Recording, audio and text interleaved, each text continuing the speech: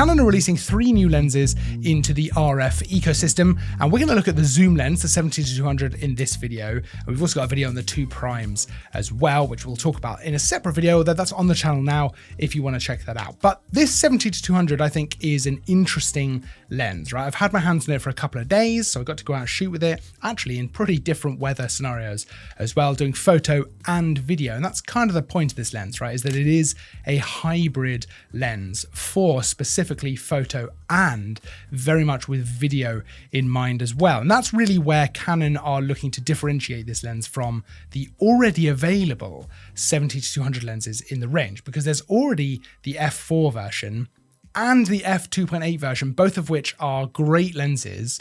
And to be completely honest with you, great options for video as well as photography. But there are some key differences here that, especially if you shoot video, will probably appeal. And I'll be totally honest with you, while I think this lens fills a reasonably small gap, I actually am always up for more options for people for the way they want to shoot, because everyone shoots slightly differently, right? Someone like me, I shoot a lot of photos, but I shoot a lot of video as well. And actually, I did notice some differences while using this lens. So of course, this is an L lens, so you're looking at image quality that reflects that, and certainly build quality as well. We're going to start by talking about the actual design of this lens, because I think there's some really interesting little bits. For example, it does come in the classic white that you would expect, but it also comes in black, which, considering that this has more of a focus on video than the other RF 70-200 lens in the range, makes a lot of sense, because when you're actually adding this into an existing video setup,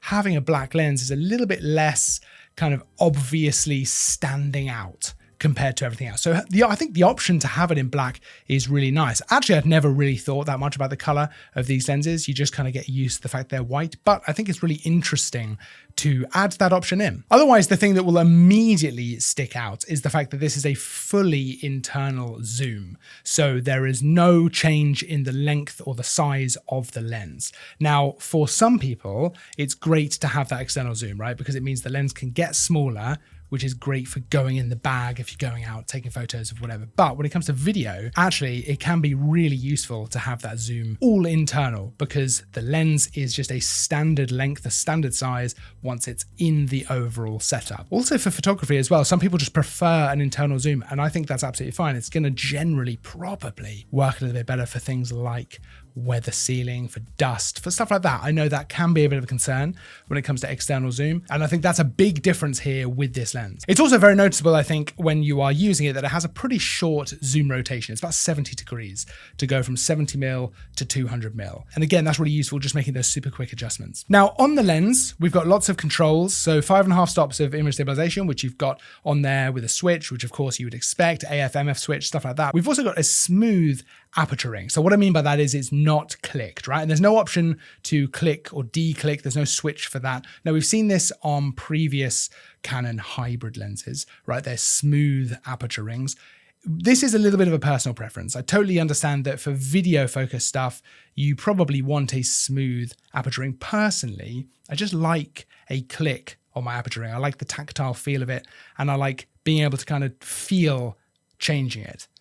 It's not there on this lens. It's not the end of the world at all. I would have liked the option. A de-click click is the best of both worlds, right? Because then you can have it smooth or you can have it clicked. No worries. But with this lens, it is just smooth. However, I always like the option to have that control on the lens. I love having control like that, everything on the lens, because I can either keep the camera up to my eye, or I can just control everything with my left hand while my right hand's on the camera. So always a fan of that. And if you really don't like it, you can control the aperture from the camera as well. Otherwise, in terms of image quality, like I say, it is L lens quality optics for sure. So you've got aspheric, super UD, and UD elements, which all work to maximize sharpness. You've got beautiful fall off as well, beautiful bokeh. So the autofocus areas look fantastic. That's partially because you've got an 11 bladed aperture there. So it's super smooth. But overall, this is just a great focal range to shoot all kinds of different stuff. It is fantastic for getting some interesting cinematic shots, for getting a little bit more reach. This works really well alongside a lens like, for example, the 24-105 f2.8. Those two lenses together, You can do so much with that. And this works with the extenders as well. So the 1.4 times and the 2 times extenders will work with this lens, which just gives you even more reach. And as it is a brand new L lens, this has got dual nano USM motors for super fast and very reliable autofocus. That's not really a massive surprise, but it definitely keeps up with cameras like the R5 II, which I was using it with, and the R6 II. I was using both those cameras with this lens. Never a problem with autofocus. Not overly surprised. You know, you come to expect that after a certain point, but absolutely is great to see. I really think, especially in video as well, you can fully rely on it. You just don't have to worry about it.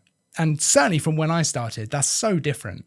And I love being able to use that, especially as a solo videographer. Oh, so useful. And of course, since this is a hybrid lens, you've got focus breathing suppression in there as well, which is increased even more if you use it with a body that supports that as well. Now, that's going to be very welcome news to videographers. And actually, if you're looking now at the different 70-200 lenses in the RF range, you've got a lot of different choice, right, for the way you shoot. And actually, I think that it makes a lot of sense to have these different lenses, because while initially it feels like a reasonably small gap that it's filling, I think that this lens, it's so much more geared to a certain type of shooter versus the RF 70-200 2.8 lens, and then of course the f4, which have other kind of advantages, disadvantages for the way you want to shoot. It all comes down to what do you shoot, how do you shoot, what's going to be most useful to you. And I'm all for that. I love having more options available.